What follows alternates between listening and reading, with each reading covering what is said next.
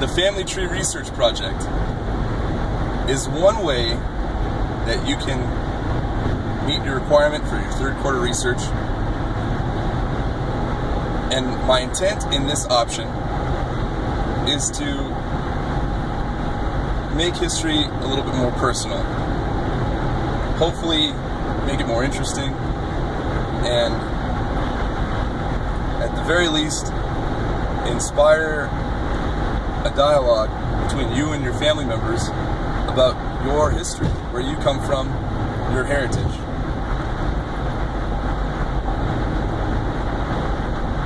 The key to this is going to start with a conversation. You're going to want to talk to someone in your family, preferably an elder, someone who knows the history, knows the stories. From there should be some questions. There should be some sort of information or story that maybe piques your interest. And then you're going to want to go out, and if that curiosity turns to questions, you're going to want to answer those questions. If you don't have questions right away, you're going to want to go out and try and prove the stories, do your own research. If you heard something that sounds cool or you're not sure about or whatever, throw it into Google. Be very specific. If you have problems searching, let me know. We can definitely work on that. But you're looking for stuff that will either prove the story that you were told or disprove the story. You never know. If someone has a genealogy already done, then sometimes that history is bad or that history is incorrect. And so by fixing it, disproving it, you're really adding to the progress of family history.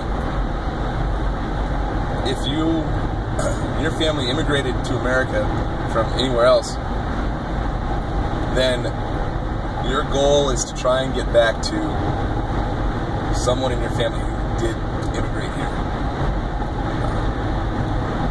If your family has been here for thousands of years, then we're not going to find any written record. Then your goal might be to get back to the mid-1800s. Some of you already have pretty good family histories put together, and if that's the case, then you're going to want to add to it. And there's a lot of different ways that can happen. You might branch off. This route over here might already be done, so now you're going to split off, and instead of following, I don't know, their mom's line, you're going to go do their dad's line and add to it there. Maybe all of your genealogy in both directions, all directions, has been done for, I don't know, back to the year 1600, and you can't go back any further. You've tried, you've gone to Ancestry.com, you've tried this, you've tried that, you can't do it. Alright, fine. If that's you, then you're going to want to look for primary sources and secondary sources that can tie to family members. Maybe you can find family members who their name was in print. If you've ever had your name in the newspaper, your name's been in print. Same type of thing there. They don't have to be these huge figures that we've heard about. A lot of people in history are just regular people, like today. It's no different. So maybe you find their name mentioned in some local newspaper back in the 1930s or the 1950s, and you can add that artifact or add that to the story of who they were, who you are, where you came from.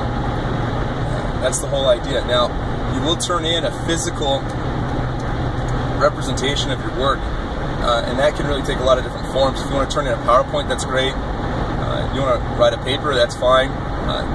They're all equally great, whatever.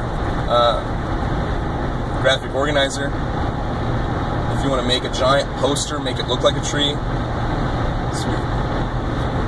Maybe, here's one. If you want to go and get the artificial Christmas tree out of the closet and pull that down, decorate that with the different primary sources and articles and information, great. I'm not sure if your parents would like that. Find out, ask them.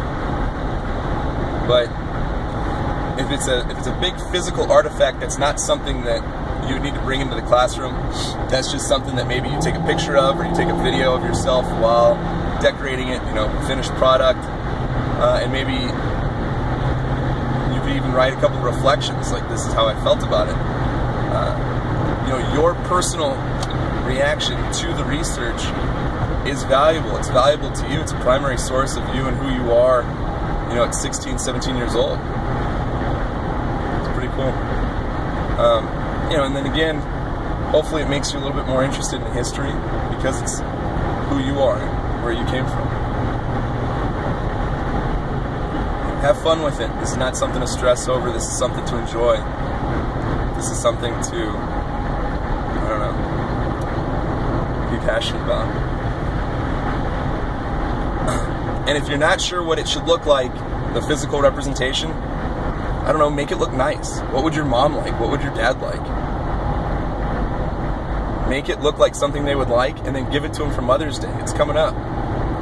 Make 2 of them, Mother's Day and Father's Day. You can never be ahead with those things. So, if you have any questions, if you need any help, let me know. You know where to find me. Good luck.